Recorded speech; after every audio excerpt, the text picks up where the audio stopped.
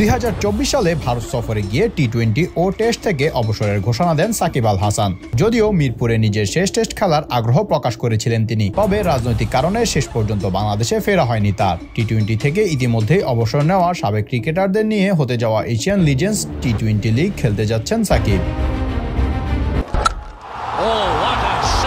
10 March থেকে শুরু হতে যাওয়া এই আসরে এশিয়ান স্টার্সের হয়ে খেলবেন বাংলাদেশের সাবেক এই অধিনায়ক। সামাজিক যোগাযোগ মাধ্যমে এ তথ্য নিশ্চিত করেছে টুর্নামেন্ট কর্তৃপক্ষ। এশিয়ান স্টার্সের হয়ে সাকিব ছাড়াও খেলবেন বাংলাদেশের আরেক ক্রিকেটার অলক কাপালি। এই আসরে বাংলাদেশ থেকেও একটি দল অংশ নেবে। বাংলাদেশ টাইগার্সের হয়ে খেলবেন বাংলাদেশের সাবেক ক্রিকেটাররা। এই দলের হয়ে খেলবেন তামিম ইকবাল, মোহাম্মদ আশরাফুলের মতো সাবেক তারকারা। আগামী 12 মার্চ বাংলাদেশ টাইগার্সের বিপক্ষে খেলবেন এশিয়ান স্টার্স। মজার ব্যাপার হচ্ছে সেই ম্যাচে বাংলাদেশের বিপক্ষে খেলতে দেখা যাবে সাকিব কাপালিকে।